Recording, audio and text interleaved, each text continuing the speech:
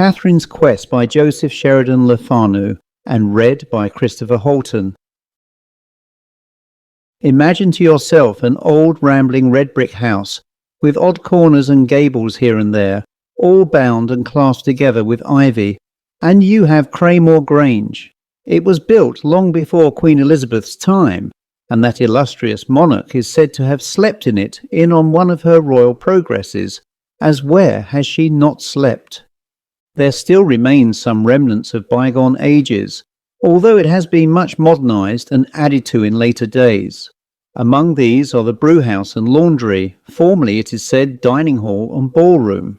The latter of these is chiefly remarkable for an immense arched window, such as you see in churches, with 5 lights.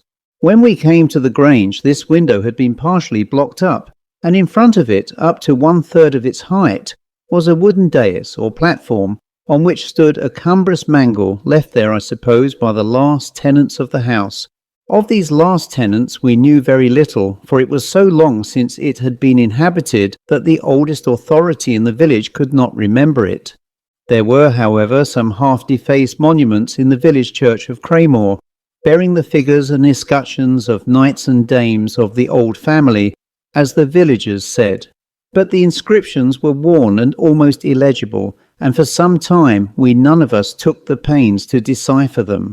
We first came to Craymore Grange in the summer of 1849, my husband having discovered the place in one of his rambles and taken a fancy to it. At first I certainly thought we could never make it our home, it was so dilapidated and tumbled down. But by the time winter came on, we had had several repairs done and alterations made, and the rooms really became quite presentable. As our family was small, we confined ourselves chiefly to the newest part of the house, leaving the older rooms to the mice, dust and darkness. We made use of 2 of the old rooms, however, one as a servant's bedroom and the other as an extra spare chamber, in case of many visitors. For myself, though I hope I am neither nervous nor superstitious, I confess that I would rather sleep in our wing, as we called the part of the house we inhabited, than in any of the old rooms. When Katherine L'Estrange came to us, however, during our first Christmas at Craymore, I found that she was troubled with no such fancies, but declared that she delighted in queer old rooms, with raftered ceilings and deep window seats such as ours, and begged to be allowed to occupy the spare chamber. This I readily acceded to, as we had several visitors and needed all the available rooms. As my story has principally to do with Katherine L'Estrange, I suppose I ought to speak more fully about her. She was an old school friend of my daughter Ella, and at the time of which I am speaking was just 21, and the merriest girl I ever knew. She had stayed with us once or twice before we came to the Grange, but we then knew no other particulars concerning her family than that her father had been an Indian officer, and that he and her mother had both died in India when she was about 6 years old, leaving her to the care of an aunt living in England. I now, after a long and I fear a tedious preamble, come to my story. On the eve of the new year of 1850, Katherine had a very bad sore throat, and was obliged, though sorely against her inclination, to stay in bed all day and forego our small evening gaiety. At about 6 p.m, Ella took her some tea, and fearing she would be dull, offered to stay with her during the evening. This, however, Katherine would not hear of. "You go and entertain your company," said she laughingly, "and leave me to my own devices. I feel very lazy, and I dare say I shall go to sleep." As she had not slept much on the preceding night, Ella thought it was the best thing she could do. So she went out by the door leading onto the corridor, first placing the night lamp on a table behind the door opening onto the laundry, so that it might not shine in her face. She did not again visit Katherine's room until reminded to do so by my son George, at about 10:30. She then rapped at the door, and receiving no answer, opened it softly and approached the bed. Katherine lay quite still, and Ella imagined her to be asleep. She therefore returned to the drawing-room without disturbing her.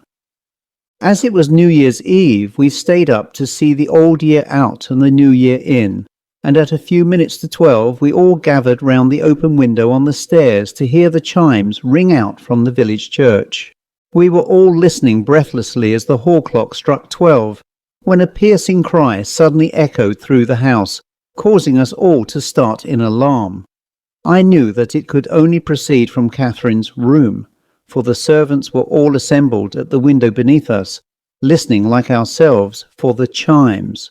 Thither therefore I flew, followed by Ella, and we found poor Katherine in a truly pitiable state. She was deadly pale, in an agony of terror, and the perspiration stood in large drops upon her forehead. It was some time before we could succeed at all in composing her, and her first words were to implore us to take her into another room. She was too weak to stand, so we wrapped her in blankets and carried her into Ella's bedroom. I noticed that as she was taken through the laundry, she shuddered and put her hands before her eyes. When she was laid on Ella's bed, she grew calmer and apologized for the trouble she had caused, saying that she had had a dreadful dream. With this explanation we were fain to be content, though I thought it hardly accounted for her excessive terror. I had observed, however, that any allusion to what had passed caused her to tremble and turn pale again, and I thought it best to refrain from exciting her further. When morning came, I found Katherine almost her usual self again, but I persuaded her to remain in bed until the evening, as her cold was not much better. Ella's curiosity to hear the dream which had so much excited her friend could now no longer be restrained, but whenever she asked to hear it, Katherine said, "Not now, another time perhaps, I may tell you." When she came down to dinner in the evening, we noticed that she was peculiarly silent, and we endeavoured to rally her into her usual spirits, but in vain. She tried to laugh and to appear merry, poor child, but there was evidently something on her mind. At last, as we all sat round the fire after dinner, she spoke. She addressed herself to my husband, but the tone of her voice caused us all to listen. "Mr. Fanshawe, I have something to ask of you," said she, and then paused. "Ask on," said Mr. Fanshawe. "I know that you will think the request I am going to make a peculiar one, but I have a particular reason for making it," continued she. "It is that you will have the wooden dais in front of the laundry window removed." Mr. Fanshawe certainly was taken aback, as were we all, when he had mastered his bewilderment and assured himself that he had heard aright. "It is indeed a strange request, my dear Katherine," said he. "What can be your reason for asking such a thing? If you will only have it done and not question me, you will understand my reason," answered Katherine. Mr. Fanshawe demurred, however, thinking it some foolish whim, and at last Katherine said, "I must tell you why I wish it done then. I am sure we shall discover something underneath." At this we all looked at one another in extreme bewilderment. "Discover something underneath? No doubt we should. Cobwebs probably, and dust and spiders," answered Mr. Fanshawe, much amused. But Katherine was not to be laughed down. "Only do as I wish," said she beseechingly, "and you will see. If you find nothing underneath the dais but cobwebs and dust, then you may laugh at me as much as you like." And I saw that she was serious, for tears were actually gathering in her eyes. Of course, we were all very anxious to know what Katherine expected to find, and how she came to suspect that there was anything to be found, but she would not say, and begged us all not to question her. And now George took upon himself to interfere. "Let us do as Katherine wishes, father," said he. "The dais spoils the laundry, and would be much better away." "Well, well," said Mr. Fanshawe, "do as you like, only I shall expect my share of the treasure that is found. And now," added he, "you must have a glass of wine to warm you, Katherine, for you look sadly pale, child." Here the conversation changed, though we often alluded to the subject again during the evening. The next morning the first thing in all our thoughts was Katherine's singular request. I think Mr. Fanshawe had hoped she would have forgotten it, but such was not the case. On the contrary, she enlisted George's services the first thing after breakfast to carry out her design, and they left the room together, accompanied by Ella. It was a snowy morning, and Mr. Fanshawe was obliged to be away from home all day on business, so I was quite at a loss how to entertain my numerous guests successfully. Happily for me, however, the mystery attendant on the removal of the dais in the laundry charmed them all, and I have to thank Katherine for contributing to their amusement much better than I could possibly have done. Not long after the disappearance of Katherine, Ella and George, a message was sent to us in the drawing room requesting our presence in the laundry, and on all flocking there with more or less eagerness, we found a fire burning on the old-fashioned hearth and chairs arranged round it. It appeared that with the help of Sam, our factotum, who was a kind of jack-of-all-trades, George had succeeded in loosening the planks of the dais, which, although strongly put together, were rotten and worm-eaten, and that we were now summoned to be witnesses of its removal. We found Katherine trembling with a strange eagerness, and her face quite pale with excitement. This was shared by Ella and George, and, judging by the important expression on their faces, I fancied they were let further into the secret than anyone else. We all sat down in the chairs placed for our accommodation, and the wild whistling of the wind in the huge chimney, together with the sheets of snow which darkened the window panes, enhanced the mystery of the whole affair, while George and his coadjutor worked lustily on. At length, after a great deal of panting and puffing, George was heard to exclaim, "Now for the tug-of-war!" And there followed a minute's pause, and then a crash, as the loosened planks were torn asunder, and a cloud of dust enveloped both workmen and spectators. Involuntarily we all started forward, and a moment of the direst confusion ensued, during which the boys of our party greatly endangered their limbs among the broken boards. "By George!" exclaimed my son at last, in his eagerness invoking his patron saint, as he stumbled upon something. "There is something here, and no mistake."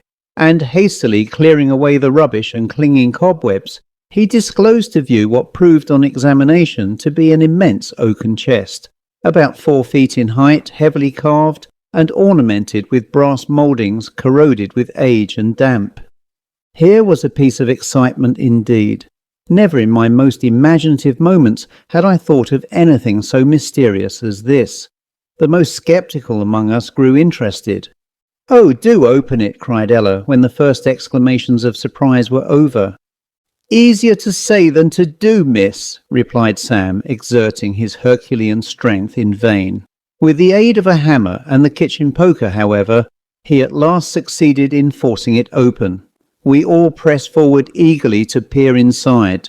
There was something in it certainly, but we none of us could determine what, until Sam, who was the boldest of us all, thrust in his hand and brought forth something which caused the bravest to start with horror, while poor Katherine sank down white and trembling upon the littered floor. It was a bone to which adhered fragments of decaying silk. The consternation and conjectures which followed can be better imagined than described. Seeing the effects of the discovery upon Katherine, and indeed upon all, I bade Sam replace it in the chest, which George closed again to be left until Mr. Fanshawe came home and could investigate the matter. The rest of the day I passed in attending to Katherine, who seemed much shocked and overcome by what she had seen, and in trying to divert my guest's thoughts from the subject and dispel the gloom which had gathered over all. In this I succeeded only partially, and never did I welcome my husband's return more gladly than on that evening. On his arrival I would not let him be disturbed by the relation of what had happened until he had finished his dinner, and it was not till we were gathered as usual round the fire that George related the whole story to him. When he ended, the two gentlemen left the room together in order that Mr. Fanshawe might verify by his own eyes what he would hardly believe.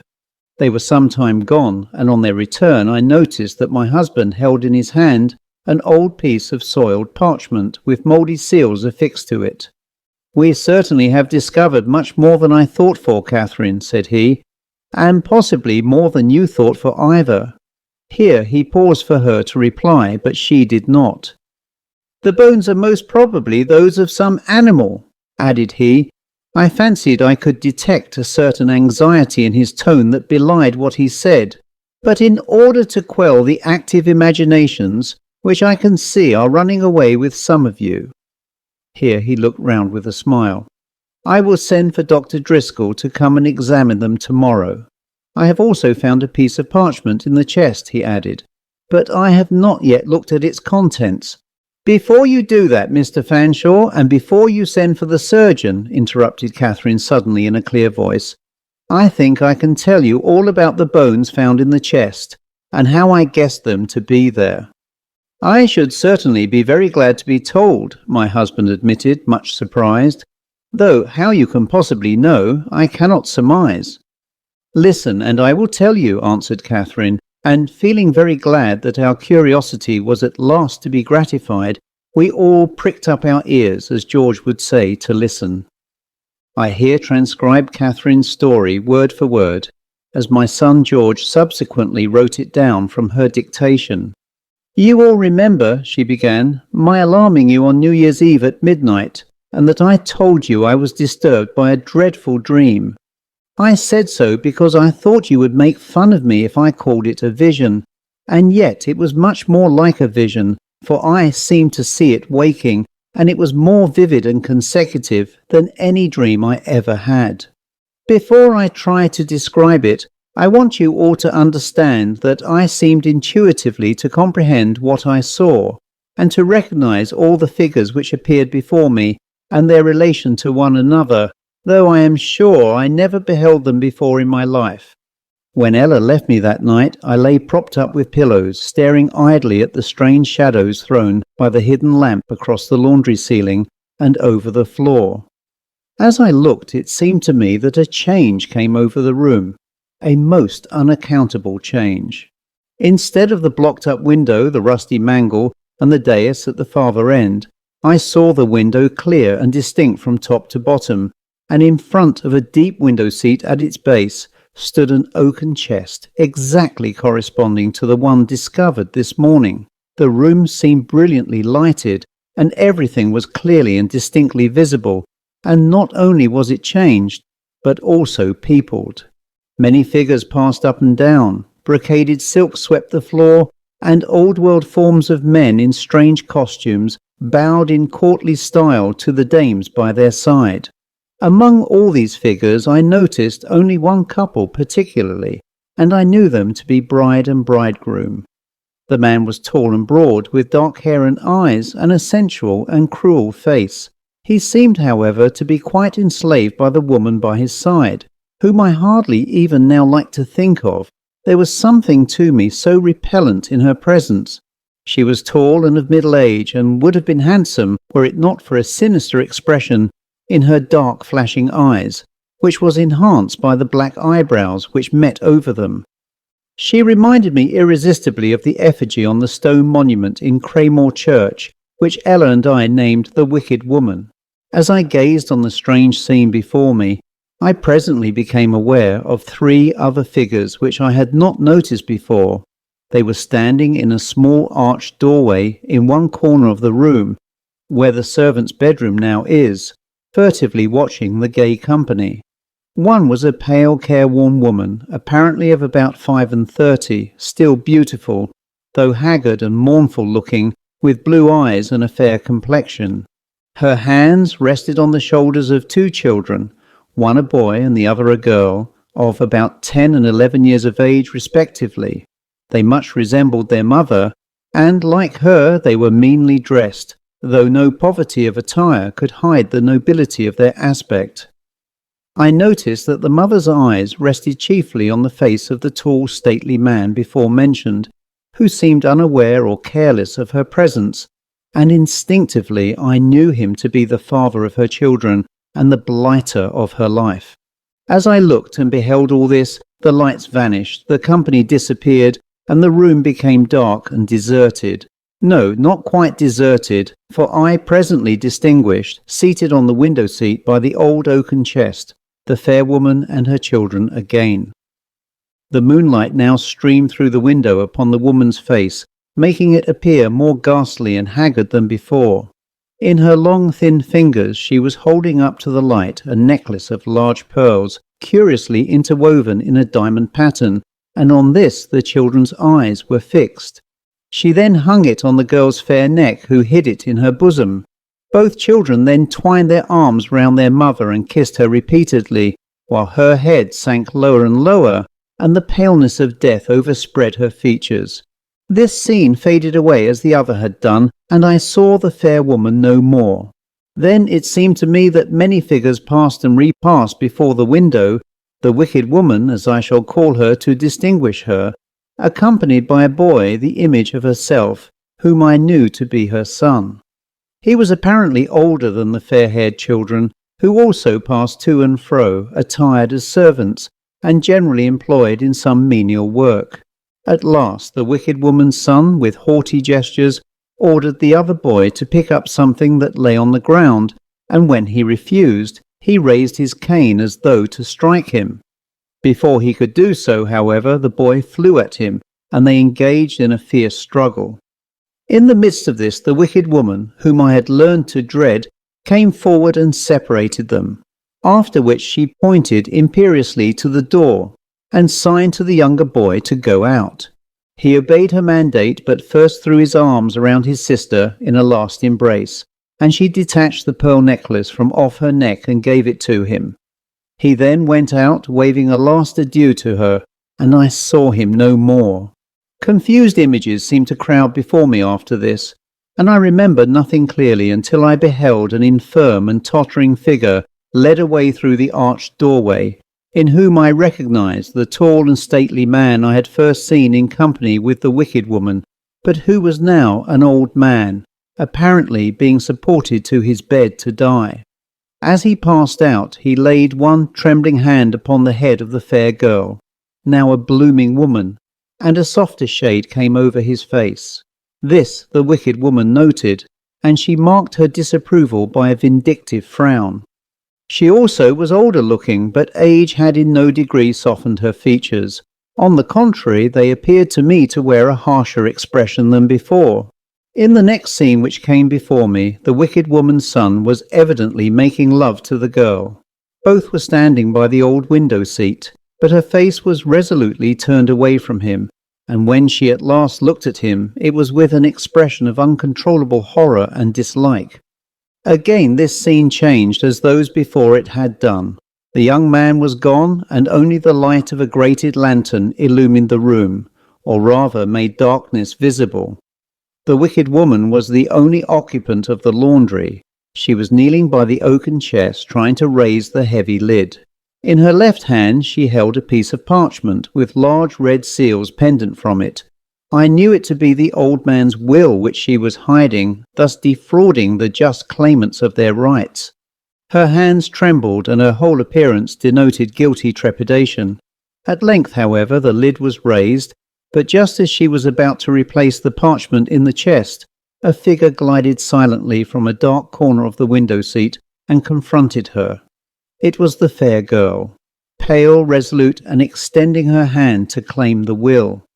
After the first guilty start, which caused her to drop the parchment into the chest, the wicked woman hurriedly tried to close the lid. Her efforts were frustrated, however, by the girl, who leaned with all her force upon it, keeping it back, and still held out her hand as before. There followed a pause which seemed to me very long, but which could in reality have only lasted a minute. It was broken by the wicked woman, who, hastily casting a glance behind her into the gloom of the darkened chamber, then seized the girl by the arm and dragged her with all her force into the chest. It was but the work of a moment, for the woman was much the more powerful of the two, and the poor victim was too much taken by surprise to make much resistance. I saw one despairing look in her face, as her murderess flashed the lantern before it with a hideous gleam of triumph. Then the lid was pressed down upon her, and I saw no more, only I felt an unutterable terror, and tried in vain to scream. This was not all the vision, however, for before I had mastered my terror, the scene was superseded by another. This time it was twilight, and the wicked woman and her son were together. The son seemed to be talking eagerly and grew more and more excited, while the mother stood still and erect with a malicious smile upon her lips.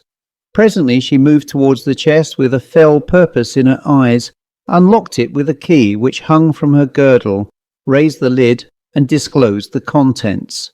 I understood it all now. The son was asking for the girl whom he had loved, and whom on his return home he missed, and the wicked woman, enraged at hearing for the first time that he had loved her, was determined to have her revenge. He should see her again. On beholding the dread contents of the chest, the man staggered back horrified. Then, doubtless comprehending the case, he turned suddenly upon the murderess, and threw his arm around her, and there ensued a struggle terrible to witness. Her proud, triumphant glance of malice was now succeeded by one of abject fear, and as his strength began to gain the mastery, of despair. His iron frame heaved for a moment with the violence of his efforts. The next he had forced her down into the chest, upon the mouldering body of her victim. I saw her eyes light up with the terror of death for 1 second, and then her screams were stifled forever beneath the massive lid. The horror of this scene was too much for me. I found voice to scream at last, and I suppose it was my cry which alarmed you all. When Katherine ceased speaking, there was a profound silence for a minute, which Mr. Fanshawe was the first to break, as he said with a peculiar intonation in his voice, "It is very strange, very unaccountable," re-echoing all our thoughts. Now it happened that Mr. Fleet, our family lawyer, was among our guests that Christmas time, and since the discovery of the chest and bones had taken a great interest in the whole affair. He now questioned and cross-questioned Katherine, and seemed quite satisfied with the result. "This would have made a fine case," said he, "if only it had been a question of the right of succession for any lawyer to make out. But unfortunately the events are too long past to have any bearing upon the present." There Mr. Fleet was wrong, though we none of us knew it at the time. We now all launched forth into conjectures and opinions, during which Katherine lay still and weary upon the sofa. I saw this and thought it quite time to put an end to the day's adventures by suggesting a retirement for the night, and we were soon all dispersed to dream of the mysterious vision and discovery. I think we were none of us sorry when morning dawned without any further tragedy. By us, I mean the female part of the establishment. When I came down to breakfast, I found Mr. Fleet very active on the subject of the night before. A surgeon ought to be immediately sent for to pronounce an opinion on the contents of the chest, he said, and Dr. Driscoll presently came, and after examining the bones minutely, decided that they were, as we thought, those of 2 females, who might have been from 1 to 200 years dead. Mr. Fleet next offered to decipher the will, for such he imagined the parchment to be, and he and Mr. Fanshawe were closeted together for some time. When they at last appeared again, they looked much interested and excited, and led me away to inform me of the result of their examination. They told me that the document had proved to be a will, but that there was a circumstance connected with it which greatly added to the mystery of the whole business. This was the mention of the name of L'Estrange. I was, of course, as much surprised as they, and heard the will read with great interest. I cannot remember the technical terms in which it was expressed.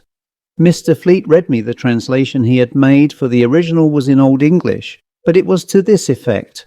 It purported to be the will of Reginald, Viscount St. Aubyn, in which he bequeathed all his inheritance to his lawful son Francis St. Aubyn, commonly known by the name of Francis L'Estrange, and to his heirs forever.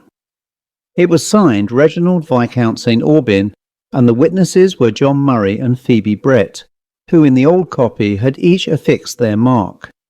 Mr. Fleet affirmed that it was a perfectly legal document, but this was not all it contained. There was an appendix which our lawyer translated as follows: "In order to avoid all disputes and doubts which might otherwise arise, I do hereby declare that my lawful wife was Editha, youngest daughter of Francis L'Estrange, Baronet, and that the register of our marriage may be seen in the church of St. Andrew, Haslet. By this marriage we had 2 children, a son Francis and a daughter Katherine, commonly called Francis and Katherine L'Estrange. And I hereby declare that Agatha Thornhow was not legally married to me as she imagined, my lawful wife being alive at the time, Neither do I leave to her son by her first husband, Ralph Thornhow, any part or share in my inheritance. Both the will and the writing at the foot of it were dated the 14th of May, 1668. This accumulation of mysteries caused me for a time to feel quite bewildered and unable to think. But Mr. Fleet was in his element. "Here is a case worth entering into," said he, and he further went on to state that he had no doubt that the l'estrange mentioned in the will were our Katherine's ancestors, the Christian names being similar, rendering it more than probable. She was most likely a direct descendant of Francis l'Estrange, the heir mentioned in the will, who was no doubt also the fair-haired boy Katherine had seen in her vision. The bones were those of his sister, the murdered Katherine l'Estrange, and of her murderess, Agatha Thornhow, herself immured by her own son, but the matter ought not to rest on mere surmise, and the first place to go to for corroborating evidence was Craymore Church. The rapidity with which Mr. Fleet came to his conclusions increased my bewilderment, and I was at a loss to know what evidence he expected to gain from Craymore Church. He reminded me, however, of Katherine's statement that the wicked woman of her vision resembled the effigy on the monument there. Thither then the lawyer repaired, accompanied by Mr. Fanshawe and George. It was thought best to keep the sequel of the story from Katherine and the others until it was explained more fully, as Mr. Fleet boldly affirmed it should be. I awaited anxiously the result of their researches, and they exceeded, I think, even our good investigators' hopes. Not only had they deciphered the inscription around the old monument, but with leave from the clergyman and the assistance of the sexton, they had disinterred the coffin and found it to be filled with stones. I am aware that this was rather an illegal proceeding, but as Mr. Fleet was only acting on amateur and not professionally, he did not stick at trifles. The inscription was in Latin and stated that the tomb was erected in memory of Agatha, wife of Reginald, Viscount St. Aubyn, who was buried beneath, and who died on the 31st day of December 1649, exactly 200 years before the day on which Katherine had seen the vision. I could not help thinking it shocking that the villagers had for 2 centuries been worshipping in the presence of a perpetual lie. But Mr. Fleet thought only of the grand corroboration of his case. He applied to Mr. Fanshawe to take the next step, namely to write to Katherine's aunt and only living relative to tell her the whole story, and beg her to assist in elucidating matters by giving all the information she could respecting the l'Estrange family. This was done, and we anxiously awaited the answer. Meantime, all my guests were clamorous to hear the contents of the will, and I had to appease them as best I could by promising that they should know all soon. In a few days, old Miss l'Estrange's answer came. She said her brother, father and grandfather had all served in India, and that she believed her great-grandfather, who was a Francis l'Estrange, to have passed most of his life abroad, there having been a cloud over his early youth. What this was, however, she could not say. She affirmed that the l'Estranges had in old times resided in Blankshire, and she further stated that her father's family had consisted of herself and her brother, whose only child Katherine was.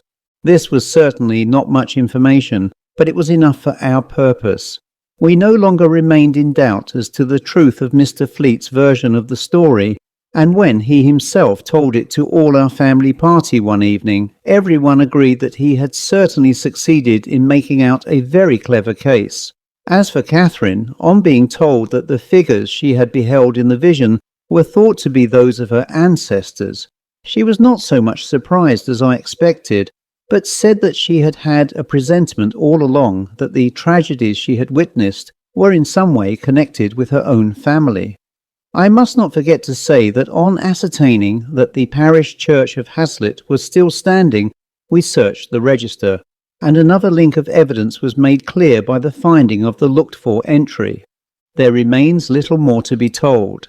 The charge of the old will was committed to Mr. Fleet, and Katherine's story has been carefully laid up among the archives of our family.